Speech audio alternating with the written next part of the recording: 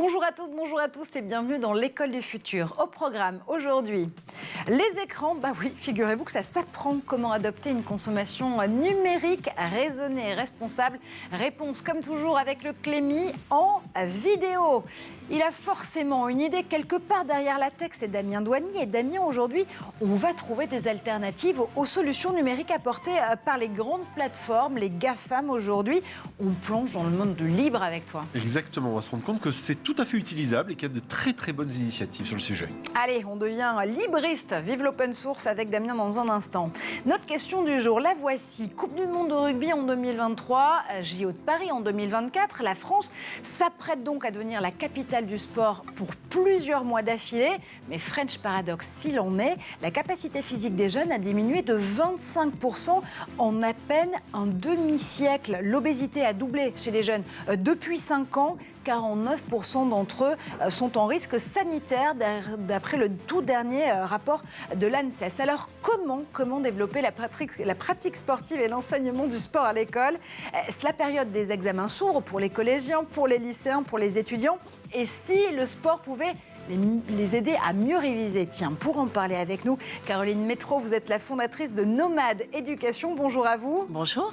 Et dans un instant, on sera rejoint par Maxime Médard, arrière, s'il en est, du Stade Toulousain et du 15 de France, évidemment, investisseur dans la start-up de coaching sportif Fitters, qui vous rejoint pour une initiative inédite. Mais d'abord, focus. Et vous le savez, éduquer aux médias et à l'information, c'est la mission du Clémy depuis près de 30 ans. L'organisme qui diffuse en ce moment une campagne vidéo pour allier humour et pratique raisonnée des écrans. La famille, tout écran, épisode 7. C'est parti.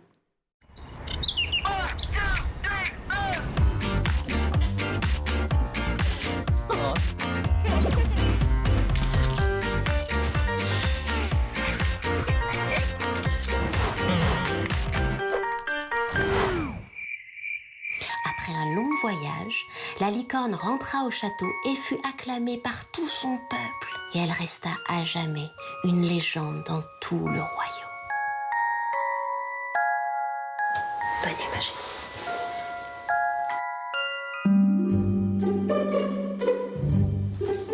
Alors ? Ça y est, elle dort comme un loir. Pitié, il veut pas aller se coucher, j'en peux plus. Plus il me regarde, moins il a sommeil. Et demain, il aura la tête en vrac et moi, la batterie à plat. Ils ont beau avoir des journées stressantes, à courir partout et à faire 1000 choses, une belle histoire, et hop, dodo instantané. Après un long voyage, la licorne rentra au château et fut acclamée par tout son peuple. J'arrive pas à croire que je viens de faire ça.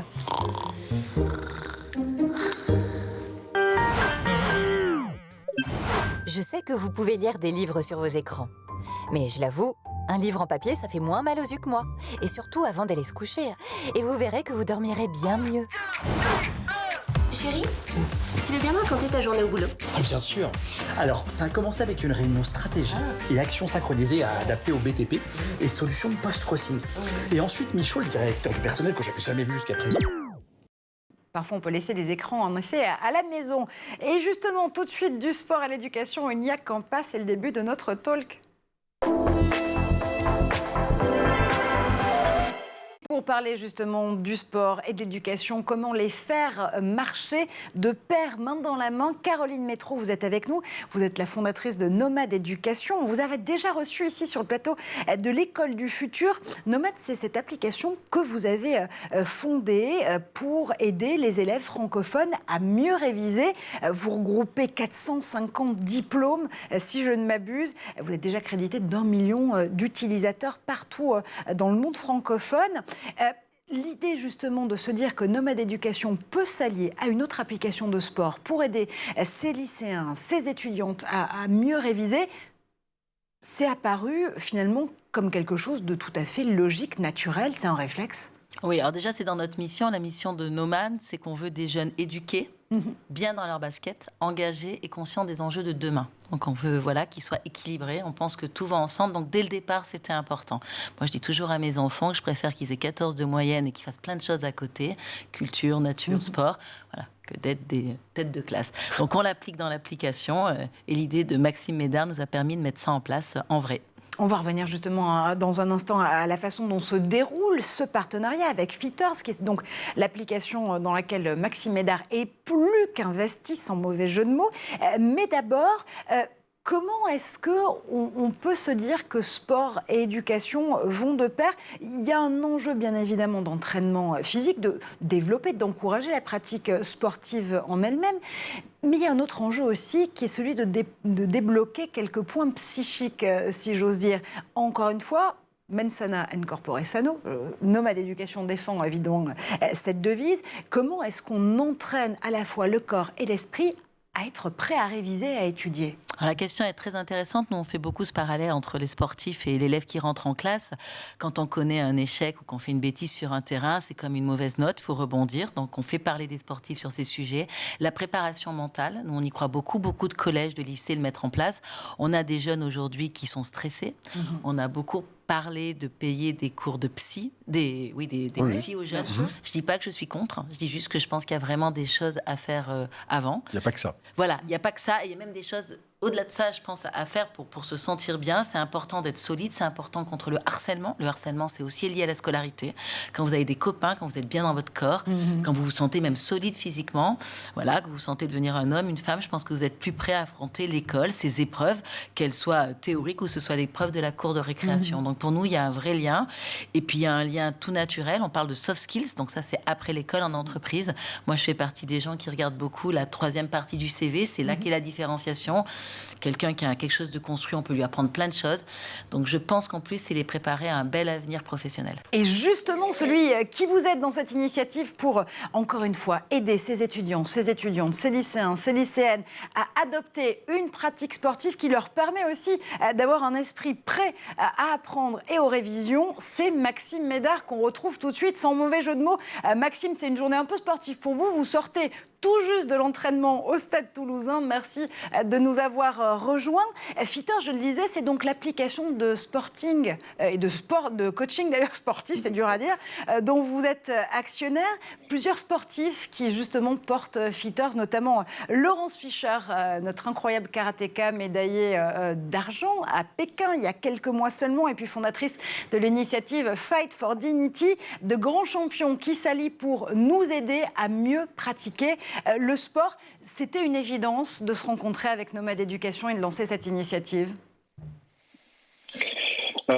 C'était une évidence, pas de suite, mais en tout cas, voilà, j'ai eu la chance d'avoir une petite suggestion sur mon réseau LinkedIn de Nomade Éducation, et je suis assez curieux comme garçon, donc je me suis intéressé à cette société et je trouve ça très intéressant. Et après, j'ai eu la chance de pouvoir envoyer un message à Caroline, et comme par hasard, elle est d'un petit village, enfin d'une ville qui s'appelle Brive, qui est très rugby, donc les valeurs étaient assez communes, donc c'est vrai que le feeling est de suite venu. Et on sent cet esprit carabin de compétition entre Toulouse et Brive. Allez, je vais vous le dire, moi je viens de Castro, donc comme ça, c'est fait. Si vous avez une blague sur le CO, on la prend ou pas. Justement, l'idée, là encore une fois, c'est que ça a très bien fonctionné entre vous et vos deux applications dès le départ, parce que l'idée, c'est de pouvoir aider le sport à être reconnu à sa juste valeur. Il y a vraiment cette défense de cette valeur sportive en priorité, Caroline? Ouais, cette défense, même cette colère. Je dirais qu'on n'en parle pas assez, voilà. Non, mais c'est vrai. Donc, c'est un engagement fort, c'est se dire... et vous parliez tout à l'heure des événements qui arrivent en France, la Coupe du Monde de rugby, les JO 2024, c'est vraiment le moment de mettre le sport en valeur et de voir tout ce qu'il peut apporter assez simplement, en fait, à notre jeunesse, quoi. Et à leur avenir. Et c'est une colère que vous partagez, Maxime, en effet. Le fait de se dire que l'obésité chez les jeunes a progressé, notamment depuis les confinements de 2020. Le fait de se dire qu'on a perdu, là aussi, quasiment 25% des jeunes en un demi-siècle dans leur pratique sportive. Vous dites que ce n'est pas possible. Il faut aider à relever des défis. Non, mais c'est sûr, après, il y a eu pas mal d'études sur la santé physique et mentale des étudiants. Je pense qu'après le Covid, ça a été critique là aussi. Donc, le feeling est vite passé entre Caroline et moi, parce qu'au final, l'action qu'on mène aujourd'hui a du sens. Donc voilà, et puis moi, je suis sportif. Je sais que quand j'étais déjà à l'école à l'époque, ça remonte, mais en tout cas, il y avait, le sport était quand même mis de côté déjà à l'époque. Donc voilà, c'est transmettre moi mon expérience et mon mode de vie, et je sais que le sport apporte des bénéfices pour la santé en tout cas. Et justement, comment se déroule en pratique une séance nomade / fitters? Si je veux réviser, apprendre à mieux justement réviser avec la pratique sportive, ça se passe comment? Ça va nous donner une idée très pratique avec Damien de comment utiliser. On va vous inviter à une séance, allez choisir. Avec plaisir. Un petit cours d'abdos fessiers bien. Je pars tout de suite, abdos fessiers, c'est moi. En fait, c'est très simple. Dans une classe, vous faites des maths, du physique, de l'histoire, vous faites de l'EPS. Nous, on n'avait pas l'EPS. Donc, c'est vrai que quand Maxime m'a dit si on mettait du sport dans l'appli, c'était génial. C'était la dernière rubrique qui nous manquait. Donc, vous avez une rubrique qui s'appelle cours de sport en ligne, avec des horaires qui sont aménagés pour les élèves. Donc, tous les soirs à partir de 18h, vous avez des cours pour tous les goûts, parce que le sport, c'est pas que les trucs bourrins que je fais moi. Ça peut être des choses beaucoup plus délicates, telles que le yoga, le pilates, etc. Donc, on en propose vraiment pour tous les goûts. Il y a vous quoi inscrivez. Comme activité? Alors, il y a yoga, pilates, musculation, cardio, avec plein de choses différentes. Moi, je fais toujours le parallèle. Je dis que chez Nomade Éducation, le cours d'abdos fessiers devient l'évaluation et que le marathon, c'est le bac. Donc, déjà, dans l'application, on a mis du coaching partout pour engager les gens dans leur révision. Là, c'est le même principe. On les notifie pour qu'ils viennent à leur séance, pour qu'ils soient réguliers, etc. Et déjà 10 000 participants en 3 semaines. Donc, ça veut dire que ça marche. Et ça se fait uniquement, on va dire... c'est en direct. Oui, c'est en direct et ça se fait uniquement dans son appartement ou on a besoin de... Alors, non, on a besoin de volonté, d'envie. Ça se trouve d'une bouteille d'eau, je dirais, et d'une serviette. Et ce qui est génial, c'est qu'on peut le faire n'importe où, au bois de Vincennes, au fin fond de la Corrèze ou à Castres, voilà, dans un petit appartement, voilà, ou dans un grand loft. C'est fait vraiment pour tout le monde. Okay. Et des séances qui sont coachées par vous, d'ailleurs, Maxime? Malheureusement, pas pour l'instant. Mais je sais qu'il y a des conférences aussi pour acculturer les jeunes à la confiance en soi, à l'estime de soi, mais aussi à gérer le stress, se remettre en question, tout ça. C'est des conférences qu'on va mettre en place, qu'on a déjà commencé la semaine dernière et je pense que je vais potentiellement en faire une bientôt. Donc voilà, non, je fais pas les séances et j'en fais quand même pas mal toute la semaine au stade. Donc je laisse la place aux professionnels. Et je sais que justement cette corrélation entre pratique physique et entraînement psychique vous tient à cœur. On en parlait il y a encore 2 secondes avec Caroline d'ailleurs. L'idée, c'est de pouvoir justement développer tous ces sens pour mieux apprendre, être plus apte aussi aux révisions, qui est la proposition de départ de Nomade Éducation, et pouvoir préparer corps et esprit. Ouais, c'est un peu l'esprit. Encore une fois, moi, j'essaie d'amener mon expérience et j'essaie de transmettre ce qu'on m'a appris, ce que j'ai appris. Le sport en fait une grosse partie de ma vie, mais c'est vrai que j'ai fait pas mal de méditation, j'ai fait pas mal de choses qui m'ont permis d'améliorer mon mental. Donc voilà, c'est des choses qu'on discute avec Caroline et que potentiellement on va mettre en place plus tard. Alors justement, vous parlez déjà de ces 10 000 utilisateurs et utilisatrices qui vous ont rejoint sur ces premières semaines de lancement de cette initiative commune. Qu'est-ce qu'ils vous disent? Est-ce qu'ils vous font des retours déjà? Alors oui, on a des retours très positifs. On a aussi des retours d'amélioration sur la musique. Voilà, des petites choses qu'il faut changer. On est plutôt jeune parfois, donc il y a des sujets d'adaptation. Ça peut être des sujets de nouveaux cours aussi, donc je pense que ça sera l'idée. On a les parents qui nous demandent d'avoir accès à des cours, donc ça permet d'avoir plein de possibilités pour demain. Et moi, vous ne m'avez pas demandé si je voulais bien animer un cours. Mais moi, j'adorerais faire un cours animé par Caroline. Voilà, exactement. Moi, vous animeriez quoi comme cours? Et ben voilà. Moi, je suis très bonne en jumping jack, les trucs. Oui, c'est un peu crossfit, ça. Ouais, exactement. Ouais. Je ferais plutôt crossfit. Alors, mais on perdrait peut-être tout le monde avant la fin. Pas du tout. Première valeur du sport, ne jamais se déprécier. Au contraire, on y va. This is the way, c'est le mindset. La prochaine étape, justement, dans l'esprit dans lequel vous lancez cette initiative commune, c'est d'obtenir le soutien, je crois, du ministère de l'Éducation nationale, de la jeunesse et des sports. Quelles propositions faites-vous au ministère concrètement ? Quand on lit leurs engagements, notamment dans la perspective des JO 2024, on voit qu'il y a une vraie volonté de remettre la population française au sport. Aujourd'hui, on offre quelque chose qui est gratuit, qui est autofinancé, donc on a envie de les aider dans cette mission, de les accompagner, de faire en sorte que ça aille plus vite. En France, on a 1 million de membres, donc on pense pouvoir être très actifs. Et c'est vrai que s'ils nous parrainent, ça apportera de la crédibilité, ça apportera beaucoup de choses. Donc on aimerait que, comme sur tous les sujets, publics et privés, avancent main dans la main dans l'intérêt des citoyens. Maxime, encore une fois, dans l'intitulé du ministère Éducation nationale, jeunesse et sport, il y a sport et vous aimeriez bien justement que ces responsables politiques l'entendent?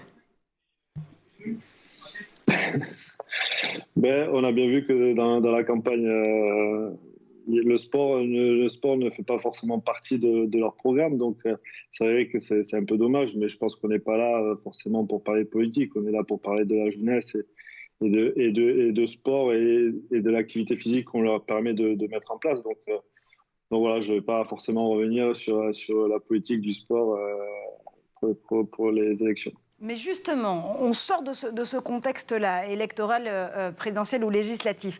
L'idée, c'est justement que le ministère mouille le maillot et il le fait notamment avec une opération 30 minutes d'activité physique quotidienne lancée dans les écoles élémentaires, justement. L'idée, c'est de démarrer le plus tôt possible pour donner l'envie d'avoir envie de sport, tout simplement. Oui, puis ça paraît lunaire. Enfin, vous avez vu les enfants d'aujourd'hui. Vous les voyez 8 heures sur une chaise en dehors de la cour de récréation. Je pense que moi, j'ai vécu 2 ans en Suède, c'est physique. Enfin, moi, je tiens pas dans les bureaux. Je fais déjà des allers-retours toute la journée. On n'est pas tous pareils. On peut pas. Je pense que c'est sain. On peut faire des choses très simples. Donc tout le monde parle de moyens, etc. On voit toujours les problèmes. Moi, les gens se sont pendant le confinement bougés dans des petits apparts pour faire des choses à leurs enfants. Je pense que le ministère peut trouver des solutions pour que les classes de primaire aient une demi-heure d'activité par jour et avoir des enfants heureux. Maxime, 30 minutes d'activité physique quotidienne dès l'école élémentaire, c'est suffisant pour commencer à pouvoir adopter ce réflexe de la pratique sportive? Forcément, en tout cas, nous, fitters, nous, ce qu'on cherche, c'est surtout de toucher les gens qui ne font pas de sport. Ceux qui sont convaincus par le sport, c'est pas eux qu'on essaie de toucher. Donc, et encore une fois, le sport, en général, parle de compétition et nous, on parle d'activité physique. Il n'y a pas de compétition.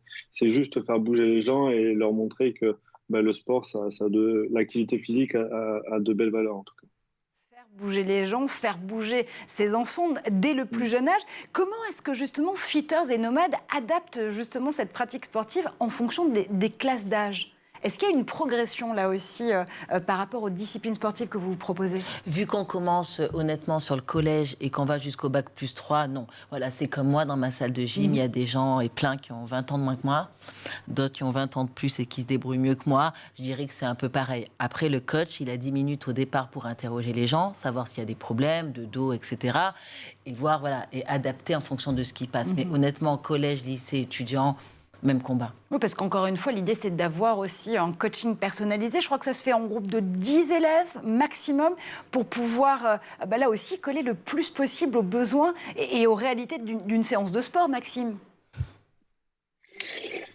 Oui, déjà, comme elle disait Caroline juste avant, c'est des cours qui sont gratuits pour les jeunes. Mais en tout cas, on voulait garder ce côté quali de la séance.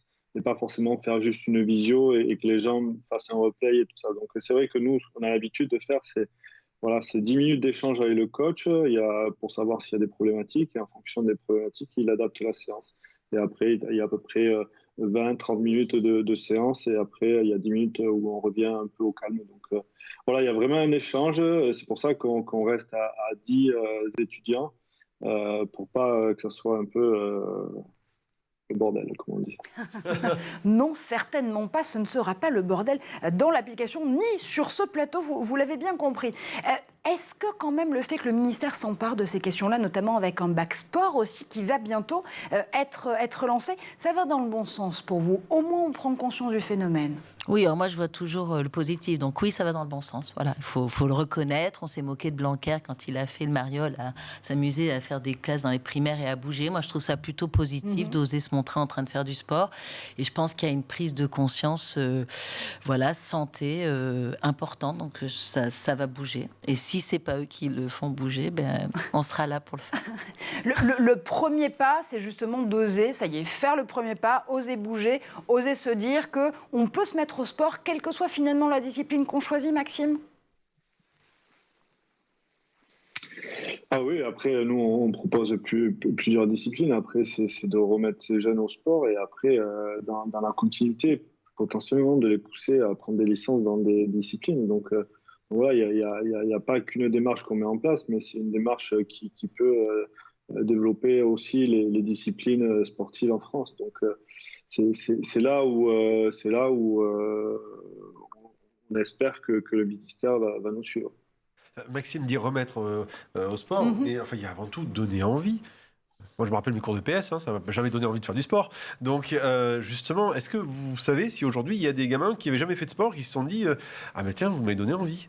Alors, je ne peux pas vous répondre. Je vous dirais une bêtise parce qu'on n'a pas posé cette question. Je pense que ça sera vraiment quelque chose d'important à aller voir. Et c'est là qu'il est important de montrer la diversité. Quand Maxime parlait d'activité physique, c'est vrai que moi, j'ai besoin de brûler et que ça aille vite. Il y a des gens qui vont avoir besoin... La marche est quelque chose d'excellent. Donc, je pense que c'est une vraie question à se poser, l'envie. Mais c'est comme l'envie d'apprendre. Nomade, c'est la question qu'on se pose. Comment donner envie ? Comment donner envie ? Comment bouger, justement, avec ces applications Fitters, Nomade Éducation ? Comment mieux se préparer à la pratique sportive pour justement libérer son esprit, pour mieux réviser et mieux apprendre. On continue justement à en parler dans un instant avec nos invités Caroline Métro, Maxime Médard. Mais d'abord, on fait un tour du côté de la planète tech. Et c'est l'instant Zap avec la sémillante Cheryl Jessica Issengue.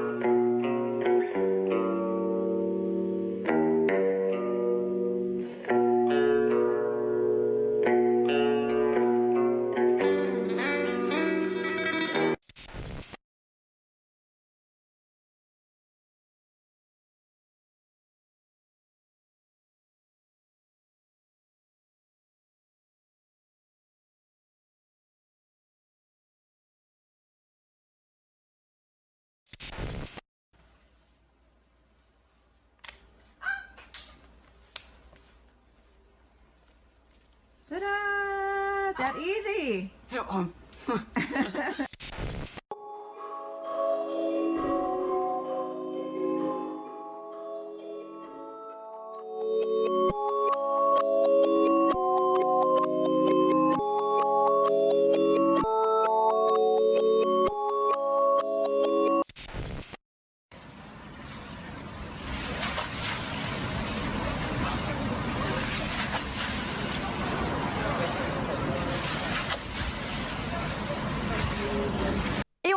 Évidemment sur le plateau de l'École du Futur, toujours en compagnie de Caroline Métro pour Nomade Éducation et de Maxime Médard, arrière du Stade Toulousain du 15 de France évidemment, et puis investisseur à plus d'un titre dans l'application Fitters. On continue justement à parler du sport, comment avoir envie de se mettre à la pratique sportive et comment utiliser le sport pour mieux apprendre. Dans un instant, évidemment, ce sera la suite de notre talk, mais d'abord, on fait un tour derrière la tech de Damien Douanier. Je ne sais pas si vous m'avez suivi.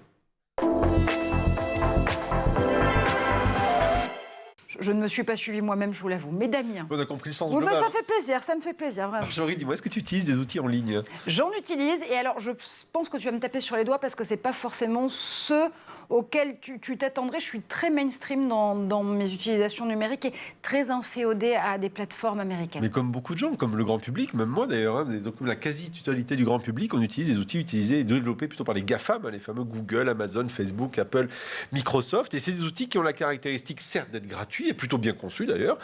Mais pourquoi gratuit? Parce que si vous êtes gratuit ici, vous êtes le produit. Donc autrement dit, il y a bien sûr une contrepartie dans la commercialisation ou l'usage des données personnelles. Et ça pose des problèmes sur la question des souverainetés numérique, la souveraineté numérique des données. C'est une question que le gouvernement se pose, que notamment l'éducation nationale se pose. C'est un sujet qui est actuellement au cœur donc, de pas mal de réflexions gouvernementales et d'entreprises. Comment on fait justement? Alors j'imagine qu'il y a plusieurs initiatives en ce moment, des pistes justement à amener sur ces sujets de souveraineté. Alors la question c'est effectivement quelles sont les alternatives possibles aux GAFAM. Alors il y en a plusieurs qui existent bien sûr, hein. Il y a des sociétés françaises qui proposent des produits qui fonctionnent bien aussi, peut-être moins connus mais qui fonctionnent bien. Il y a l'éducation nationale qui a proposé notamment à l'occasion des différents confinements une collection d'outils à destination des enseignants, ça s'appelle apps.education.fr. C'est en bêta, ça semble un peu à ralenti actuellement en termes de déploiement. Et puis en France, on a une forte communauté de libristes. Alors les libristes, Kesako, ce sont les défenseurs du logiciel libre. Le logiciel libre, hein, c'est un logiciel dont le code est accessible en ligne, modifiable et dont l'utilisation est non commerciale. Le plus connu d'entre eux, c'est Framasoft, qui propose de nombreux outils alternatifs aux GAFAM. Honnêtement, c'est pas mal du tout.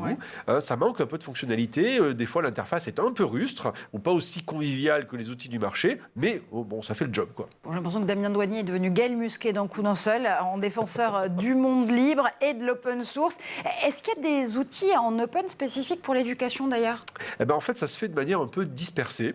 Et c'est pour ça que j'ai voulu pointer du doigt une initiative que j'ai trouvée en cherchant un peu. Heureusement est arrivée la Digitale. C'est une initiative d'Emmanuel Zimmert. Alors, Emmanuel, c'est qui?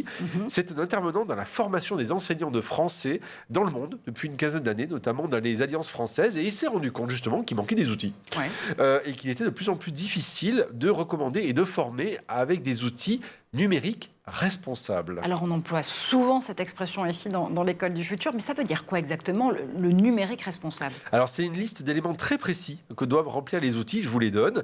Alors ça veut dire par exemple avoir un modèle économique clair et transparent, pas de publicité, un code ouvert et conforme aux normes du logiciel libre, la pertinence pédagogique au centre de la conception des produits, la facilité d'accès et une conception et un développement éthique, notamment sur l'économie des données, ce qu'on appelle l'éco-conception numérique. Et donc, suite à la crise de 2020, Emmanuel a décidé de proposer gratuitement toute une collection d'outils responsables qu'il a lui-même conçus avec ses petits doigts. Et donc, tout ça, ça donne la Digitale, si je te suis bien. C'est exactement ça. Donc, ça se trouve sur ladigitale.dev. C'est une vingtaine d'outils que j'ai testés et qui sont plutôt bien conçus. Ils sont simples, ils sont épurés. Le design est très sympa. Et ça permet de créer des choses comme des cartes heuristiques, visionner des vidéos YouTube sans distraction, de créer des sondages, des nuages de mots, des quiz. Ce genre de petits outils dont très souvent les profs ont besoin au quotidien, ils ne savent pas où aller les chercher. C'est simple et c'est gratuit pour les enseignants. Et le modèle économique, du coup, c'est quoi? Alors, le développement et l'hébergement de ces outils reposent sur un modèle économique qui est très simple, c'est gratuit. Et donc, ça veut dire quoi? Et c'est pas nous le produit, pour une fois? Non, voilà, parce que c'est aussi dans la philosophie du libre. Ça veut dire quoi? Que les coûts de développement et de production sont pris en charge par le système de financement participatif. Donc en clair, si vous aimez, vous payez, vous donnez ce que vous avez envie de vous donner.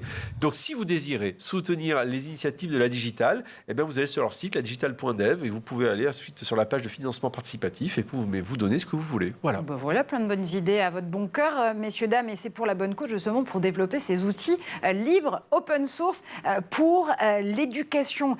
Caroline, je vous regardais et là aussi, être très attentive à la chronique de Damien.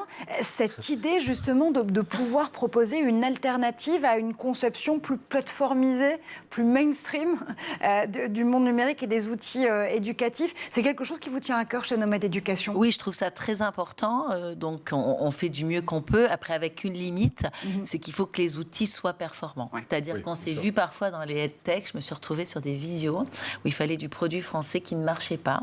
Donc, il faut aussi aussi qu'on se bouge, entreprises françaises, pour avoir une qualité peut-être pas équivalente, parce qu'ils sont très puissants, mais en tout cas avoir des choses qui fonctionnent. Parce qu'on ne peut pas séduire le grand public que sur des concepts. Les gens, ils ont des priorités, de la productivité, voilà. Donc il faut un équilibre des deux, mais on est à fond pour. Bien sûr, comment prendre autrement Il faut donc penser UX, messieurs, dames, et en effet se mettre dans la peau de l'utilisateur et de l'utilisatrice pour être là aussi plus pragmatique. Pragmatique, on va continuer à l'être, nous en tout cas sur ce plateau, puisqu'on va continuer à parler du sport, de l'éducation, cette recette des champions avec Caroline, bien sûr, Damien et Maxime Médard tout de suite. Et j'ai envie de démarrer par un label qui sonne presque comme un cri du cœur, Génération 2024. C'est quoi cette Génération 2024 ? C'est d'abord la plateforme éducation lancée en partenariat avec Paris 2024, la société organisatrice des Jeux Olympiques à venir justement dans la ville de Paris. L'idée, c'est de faire bouger les jeunes, les embarquer dans l'esprit du mouvement olympique. Et c'est un label qui va permettre aux écoles, aux établissements scolaires et aux établissements de l'enseignement supérieur de partager la conviction que oui, le sport change les vies et peut bénéficier à l'énergie justement de toutes et tous. Vous adhérez pour le label Génération 2024, Caroline ? Ah oui, c'est une question, on appelle ça la legacy ou l'héritage. Je pense qu'il est important que ces événements sportifs lèguent quelque chose à la jeunesse. Et puis, on va prendre du plaisir. Vous parliez tout à l'heure d'envie. Donc, je pense qu'on va prendre du plaisir à regarder. C'est dans ces moments-là qu'on est le plus à même de s'y mettre. Voilà, ça va créer de la convivialité. On le voit après les grands, quand on est champion du monde de foot, les licences font ça. C'est un peu pareil, ça donne des vocations, ça donne des envies, des sourires. Un effet d'entraînement. Voilà, des fêtes. En effet. Plein de trucs importants. Maxime, pour vous, cette génération, elle est plutôt 2024 ou 2023 ? Parce qu'on a un rendez-vous important, c'est la Coupe du monde de rugby qui va être organisée en France. J'espère qu'on va préparer, grâce à 2023, on va préparer 2024. Après... je sais que Génération 2024, il y a déjà des stratégies sport santé pour 2024, jusqu'à 2024, avec des actions comme des maisons sport santé et d'autres actions qui sont menées par le ministère. Donc voilà, ça fait un petit moment que le sport quand même vient devant de la scène. Et c'est vrai que grâce à ces événements comme la Coupe du Monde 2023 et Paris 2024, voilà, c'est des dates importantes pour le sport. Oui, on parlait de cet effet d'entraînement, justement, de ces grands événements sportifs qui peuvent susciter des vocations. Est-ce que vous voyez déjà un effet, vous, sur les licences, notamment en rugby féminin ou masculin ? Est-ce qu'on a des jeunes rugbymen et rugbywomen en puissance ? Déjà, je parle du rugby féminin, je trouve ça super parce que le rugby féminin s'est vachement démocratisé depuis la Coupe du Monde en France, je ne sais plus, il y a peut-être 4-5 ans. Il y avait très peu de femmes qui venaient au rugby et c'est vrai que l'année suivante, après la Coupe du Monde, il y avait une centaine de filles qui étaient au stade et qui s'entraînaient. Je trouve ça super et l'équipe féminine du stade a intégré l'association. Donc il y a beaucoup de choses qui sont faites pour vraiment au final démocratiser un peu le rugby et que ce soit ni hommes ni femmes mais que ce soit tous ensemble. Et ça, c'est important aussi. Après, les licenciés, oui.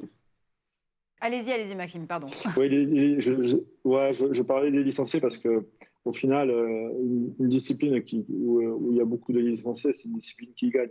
Oui, on a vu que depuis que l'équipe de France gagne, forcément, les licences ont quand même augmenté. Donc c'est très bénéfique pour le rugby et bénéfique pour de la Coupe du Monde 2023.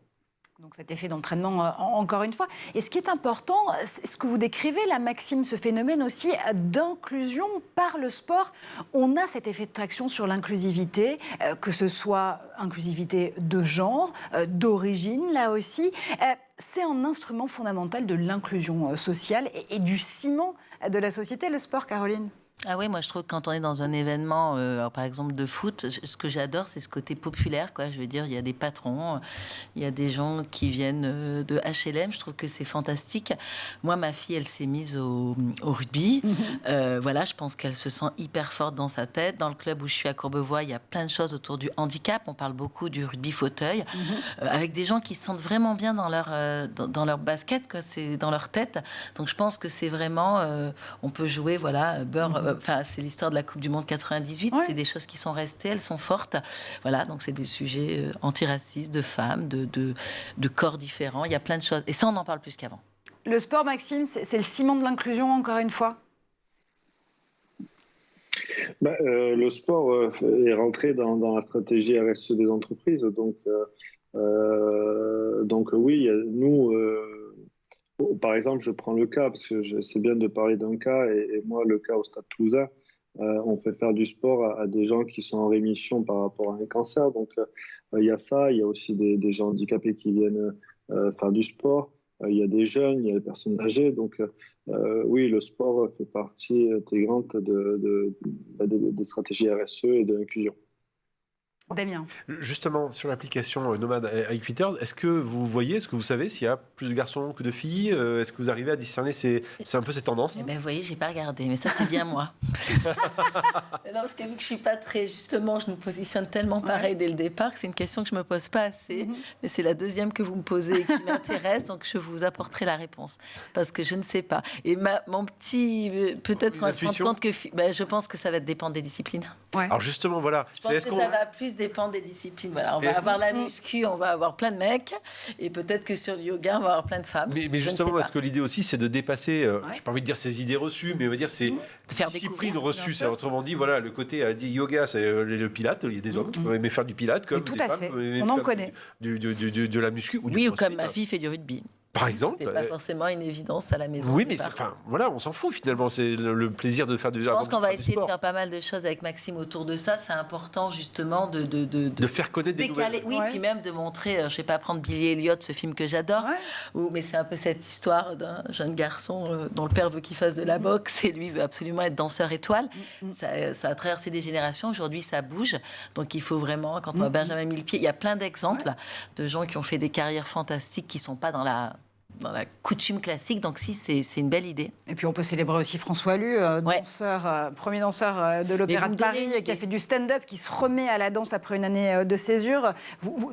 Si Damien peut être bêta-testeur de l'application, n'hésitez pas, vraiment je vous donne ses coordonnées. Oui, parce que là, je vous dis, vous avez en face de vous quelqu'un qui a jamais aimé le sport, on lui a jamais fait aimer le sport, mais ça veut pas dire que j'ai pas envie. Donc justement, voilà. Je vais prendre le défi, faites attention, je ne lâche pas facilement.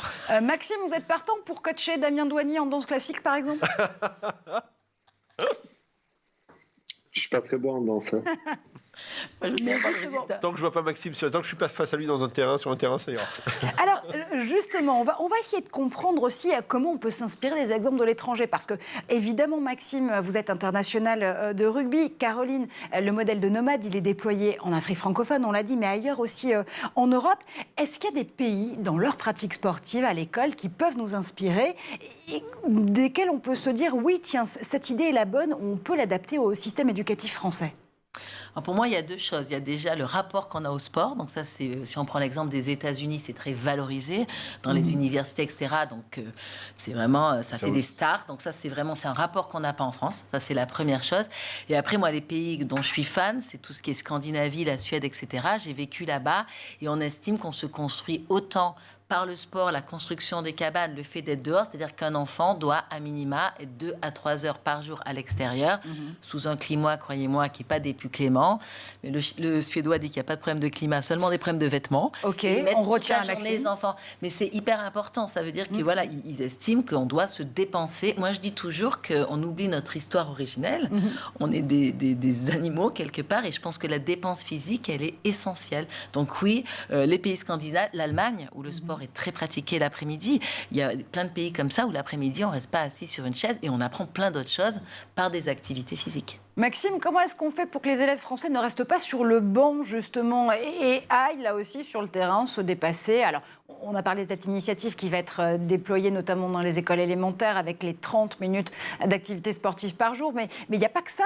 Il y a d'autres pays qui vous inspirent? Moi, je vais parler de mes voyages grâce au rugby. En tout cas, c'était surtout les structures sportives qui sont assez impressionnantes dans les autres pays. Je pense qu'on a des structures qui sont bien en France, mais en tout cas qui sont peut-être pas adaptées aujourd'hui à notre jeunesse. Donc, il y a ça. Il y a aussi les bourses dans les autres pays aussi qui sont présentes. Donc, voilà, c'est vrai que le sport, il y a beaucoup de choses à changer, mais en tout cas, si on arrive à mettre des actions comme la nôtre, c'est bien. Après, voilà, il y a beaucoup de choses à changer et à améliorer. Parce qu'aujourd'hui, je pense que les jeunes, ils cherchent autre chose que les jeunes il y a 15 ans. Donc, Est-ce que l'idée, c'est aussi de se dire que dans la façon dont on va inspirer ces enfants, ces collégiens, ces lycéens, ces étudiants pour aller faire du sport grâce à votre initiative, il y a aussi des carrières qui peuvent, du coup, là aussi, être suscitées, se dire que le sport, être athlète, c'est un métier en soi. Maxime, c'est une des idées derrière cette initiative avec Nomade Éducation ? Après, c'est difficile parce que j'ai jamais considéré ce que je faisais comme un métier. C'est plus une passion, et puis je joue pour mon club, là où je suis né, donc c'est assez complexe pour vous dire que c'est un métier. Non, après des carrières, il y a beaucoup de choses, on peut transmettre beaucoup de choses. Je pense que les sportifs de haut niveau doivent promouvoir le sport à l'école, aussi dans les rues, partout, parce que il y a de la remise en question, il y a parfois la confiance qu'on perd, parfois on la retrouve, parfois on a des déceptions. Donc voilà, il y a beaucoup de choses qui se passent dans une vie d'un sportif de haut niveau. Donc, je pense qu'on a pas mal de choses à échanger et à transmettre. Et qu'est-ce que le sport, justement, Maxime, vous a apporté ? Est-ce que vous seriez le même Maxime Hédard aujourd'hui sans le rugby ? Quelles sont les qualités, les valeurs que ça vous a aidé à développer ? Je pense pas. Déjà, mes premiers voyages, c'est grâce au sport. Mon premier voyage, c'était en Afrique du Sud, donc c'était un moment magique, j'avais, je crois, 17 ans. Donc voilà, c'était quelque chose qui m'a permis de prendre confiance. Le rugby m'a apporté pas mal de connaissances, pas mal de relations, des remises en question. Donc, comme je disais au début de l'interview, je suis quelqu'un de curieux, donc voilà, j'ai cherché à lire des livres spirituel, on va dire, pour essayer de m'améliorer. Donc voilà, à chaque fois j'essaie d'être meilleur chaque jour et en tout cas ça m'a apporté pas mal de confiance. Par exemple, la prise de parole aussi sur scène, le rugby m'a permis d'être performant, on va dire. Donc voilà. Une base sportive qui permet de pouvoir se transfigurer, se dépasser, ce dépassement de soi que vous portez si bien, Maxime. Ça veut dire quoi, Caroline ? Que, encore une fois, avec l'idée de pouvoir rajouter une couche de sport dans Nomade Éducation grâce à Fitters, on essaie d'avoir des étudiants, des lycéens, des collégiens les plus complets possibles sur le monde des possibles qui leur est proposé ? Déjà le plus heureux et le plus équilibré possible. Donc je pense que c'est la base, pour réussir sa vie, parce que sinon, quand on est malheureux, on perd tous ses repères et sa confiance en soi. Et deux, oui, je pense que ça les aide. Aujourd'hui, dans ce monde très digital, tous les patrons de grandes boîtes françaises, Blablacar, étrangères, ce qui va faire la différence d'un candidat, c'est ses soft skills, sa capacité à interagir. Parce que la machine, elle va faire plein de choses, donc à interagir avec les autres. Et ça, je trouve que l'esprit d'équipe, il y en a dans tous les sports. La natation, l'athlétisme, c'est pas parce que ce n'est pas un sport d'équipe qu'il n'y a pas d'esprit d'équipe. Je pense que ça, en développement personnel, c'est quelque chose de très puissant. Et là, on avait Jacques Boussu qui a été champion du monde de -21 en rugby, qui a fait un témoignage. Il racontait l'histoire de cette Coupe du Monde qu'il a gagnée en restant sur le banc. Il n'est pas rentré sur le terrain. Oh, wow. J'ai eu du mal à me considérer comme champion du monde, alors qu'il est inquiet. Et j'ai vu les commentaires s'afficher au fur et à mesure. Et je me dis, moi, j'ai pas réussi. Je me projette là-dedans. Donc, je pense que oui, ça permet de se construire. Voilà, le sport, c'est beaucoup d'exigences et la vie, c'est beaucoup d'exigences. Donc, je trouve que ça permet d'être plus combatif. Et reconsidérer aussi l'échec comme une valeur fondamentale pour apprendre justement de ces échecs et capitaliser sur les futures leçons et les futures victoires. Reste une question quand même avec vous deux, à la fois côté Nomade et côté Fitters. Comment est-ce que la tech peut nous aider à pratiquer plus de sport ou mieux de sport ? Parce que forcément, se pose à chaque fois la question des écrans. Je sais que c'est une question sur laquelle vous travaillez beaucoup chez Nomade Éducation pour rendre ce temps d'écran effectif en matière d'apprentissage notamment et temps d'écran raisonné. 30 minutes de sport par jour, via une application, via un écran, ça nous permet d'aller voir ce qui se passe derrière l'écran après quand même ? Alors, pour moi, vous avez raison. C'est-à-dire que les écrans, il y en a trop. Donc, quand on met les enfants, même pour l'école, moi, si on revenait il y a 30 ans, aujourd'hui, ils sont là. Donc, déjà, ils sont là et les jeunes, ils sont attachés. Donc, souvent, ça permet d'aller plus vite pour faire passer des messages. Voilà. Après, le soir, honnêtement, moi qui adore être dehors et tout, je fais des applis de sport parfois le matin parce que je n'ai pas le temps. Je pense que dans une scolarité, c'est pas facile. Pouvoir caser une demi-heure, c'est quand même quelque chose de positif. Et comme le disait Maxime tout à l'heure, je pense que quand on prend le goût de l'effort, etc., ça peut que ne les pousser, mais on les encourage, c'est quand même l'objectif, à frapper à la porte de n'importe quel club. Il y a des bénévoles partout en France sur le territoire qui sont extraordinaires, mais déjà, voilà, il faut donner cette envie. Et donc, exactement. Puis la question, c'est pas les écrans eux-mêmes, c'est ce qu'on fait de l'écran. Donc, exactement. C'est ce qu'on va avoir à faire. Donc, typiquement, peut-être se mettre au sport. Ouais. Exactement. Maxime, on vous retourne la question pour la toute fin de cette émission. Derrière l'écran, il y a forcément des sportifs qui sont là pour nous entraîner, pour nous donner envie d'avoir envie. On en a parlé beaucoup au cours de cette émission. Écran et sport, c'est pas antinomique? Je pense pas. Je pense que, comme le disait Caroline, les écrans font partie de notre vie. Après, il faut savoir s'adapter et ne pas être tout le temps sur l'écran. Mais en tout cas, dans nos vies, un peu à 100 à l'heure, le sport sur écran peut pas nous permettre de faire du sport où on veut, quand on veut. Donc, c'est ça qui est bien aussi. Maxime Médard, on vous rend au Stade Toulousain. Je sais que c'est un stade exigeant, mais c'est pour votre bien aussi et pour le nôtre en tant que supporter et supportrice de rugby. Merci infiniment d'avoir fait un tour par le plateau de l'École du Futur. Merci aussi à Caroline Métro, évidemment, comme toujours, pour Nomade Éducation. Merci d'avoir été en plateau avec nous. 10 000 utilisateurs pour cette initiative. On attend les prochains, évidemment, avec impatience. Merci, comme toujours, là aussi, à Damien Douany pour tes idées, pour tes réflexions et pour tes questions. Et merci à vous de nous avoir suivis. On se retrouve très vite en plateau pour un prochain épisode de l'École du Futur.